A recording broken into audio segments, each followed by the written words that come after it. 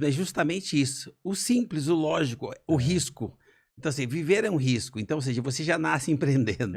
Exatamente. Você já teve que vencer outros espermatozoides lá, né? Exatamente. Cara, para nascer já é um baita empreendedorismo. É. Só que as pessoas não percebem que quando ele nasce, ele já nasce um empreendedor vencedor. Porque ele já nasce com sorte, sucesso.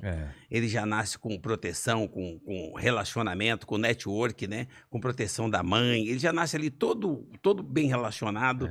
E eu nasci nessa situação, eu só não tinha o dinheiro. Então, assim, imagina, isso Mas é um detalhe importante, né? Mas é uma consequência. Você corre atrás, né? É porque eu nasci rico, né? O dinheiro você consegue produzir 16 horas por dia, não tem milagre. Se você se dedicar, se propor a fazer alguma coisa com paixão, com prazer naquilo que você faz, se dedicar, aquilo que eu falo de foco, né? Se entregar como dono naquilo que você se propôs a fazer, assumindo responsabilidade, você já passa a ser empreendedor. Não é ter um CNPJ, é ter um comportamento e uma mentalidade empreendedora. Querer servir o próximo. Todos nós somos brilhantes. De alguma forma, né? Como é que você está polindo esse seu brilho? Como é que você pule o seu diamante do dia a dia? Porque todos nós podemos tudo, temos o mesmo cérebro, a mesma capacidade de pensar, de imaginar, de desenvolver a nossa inteligência, e só que alguns focam em determinadas coisas e fica melhor naquilo. Então, faça a sua escolha e foca, se dedica, come, bebe, dorme aquilo, que você com certeza vai conseguir atingir o seu objetivo. Então, não tem milagre. Eu queria ser importante, queria ser um cara importante, mas com 8 anos de idade. Olha o que eu fiz para ser importante. Você era criança, você pensava em ser o quê? Ser importante.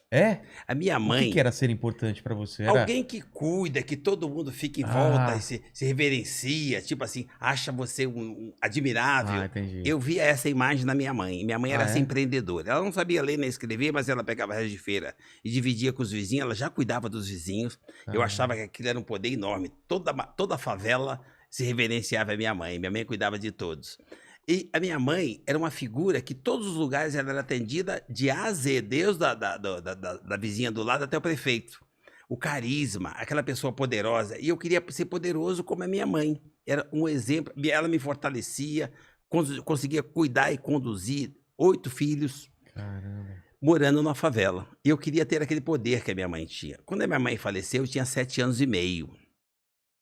E eu falei, como é que eu vou fazer agora para poder deixar o legado que a minha mãe deixou? Porque para mim, minha mãe é imortal. Porque para mim, morre só quem é esquecido. Como a minha mãe não foi esquecida, para mim ela é permanente. É imortal. Mas na época, como foi isso para você? Com 7 anos e meio? Olha, a minha mãe me ensinou uma coisa muito forte, Vilela. Quando o sol entrava na fresta do meu barraco de manhã, a minha mãe fazia a gente pôr o joelho e agradecer o privilégio de estar vendo o sol, o direito de mais um dia. Quando ela faleceu, eu estava tão forte nos meus valores que eu entendi que o recado dela era para a gente valorizar o tempo, que o tempo acaba. E eu entendi que o tempo da minha mãe acabou e eu não sofri.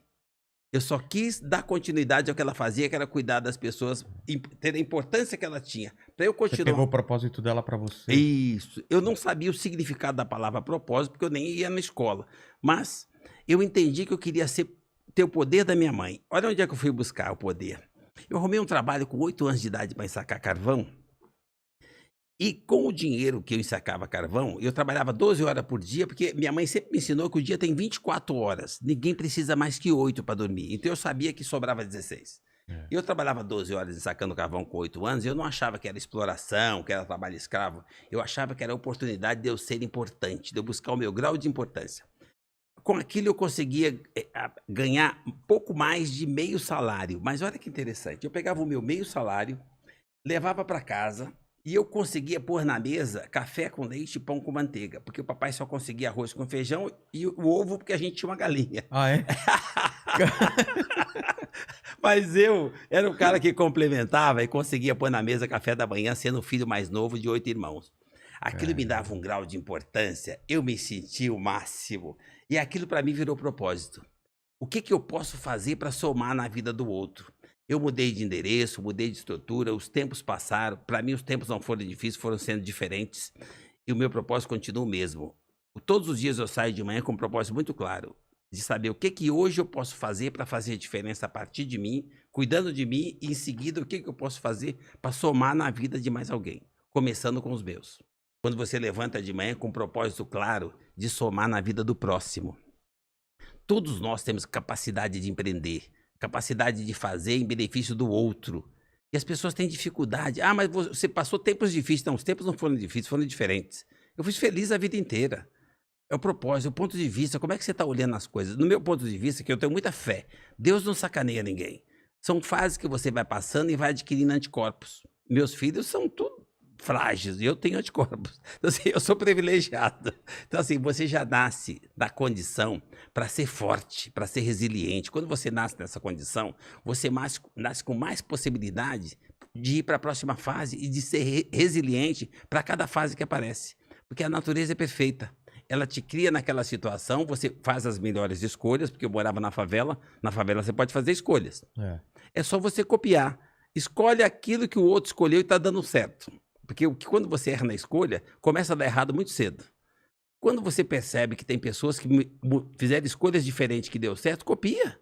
Eu copiei os meninos que carregavam marmita, porque os outros meninos que carregavam outro tipo de coisa duravam menos. Você já viu que podia ter problema se você entrasse. Tinha duas escolhas, você escolheu Por que eu escolheria uma coisa que eu tô vendo que tá acabando rápido? que dá mais dinheiro, mas que acaba rápido. Eu não sou mais honesto ou mais inteligente, eu só fiz uma escolha melhor. Eu só copiei aquilo que dava certo. Então, eu acho que todos nós podemos fazer isso. Ver o que tá dando certo, copia. É simples assim. Empreendedorismo, para mim, é comportamento, jeito de pensar, atitude e assumir responsabilidade como aquele problema é seu. Existe problema? Existe. De quem que é o problema? Seu. Então você começou a empreender.